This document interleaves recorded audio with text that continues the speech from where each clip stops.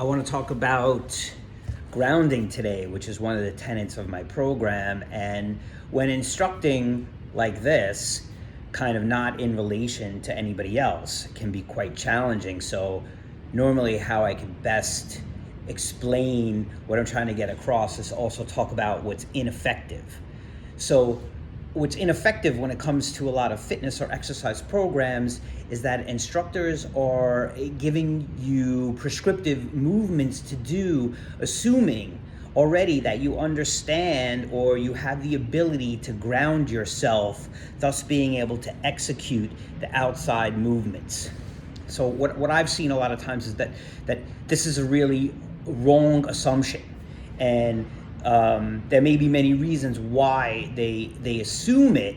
One of the main ones is because it's never taught, and when discussing things that have perhaps a scientific nature to them, and exercise does in many respects, things like energy or grounding or things of that nature are many times discarded or left out or not discussed.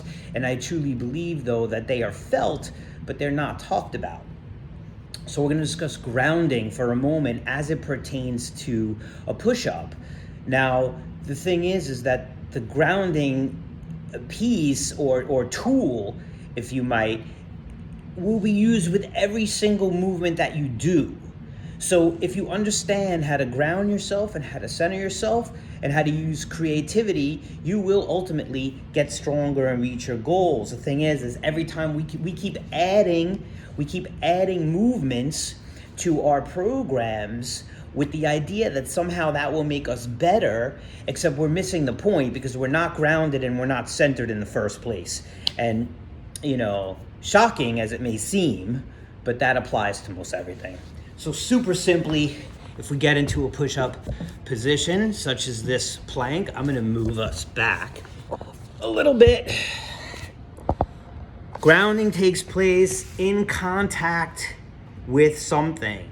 So right now, the ground is my floor. And how do I ground myself here? I exhale, and I hold, and I wait, and I explore, and I feel how the ground makes contact with my hand, and I understand how the relationship to the ground making contact with my hands translates into the target muscle that I want to contract, which in a push-up really is my chest, basically.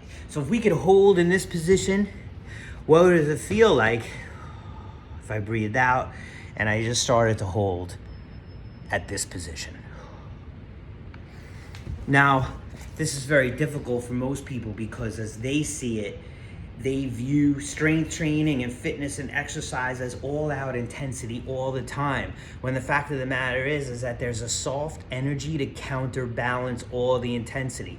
If you don't have the soft energy, you're going to burn out, and you can't optimize your training when you're burnt out, or if you're only constantly moving in one direction all the time.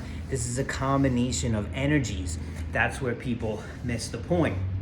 So many people are working suboptimally when this is exactly the place that they want to optimize everything.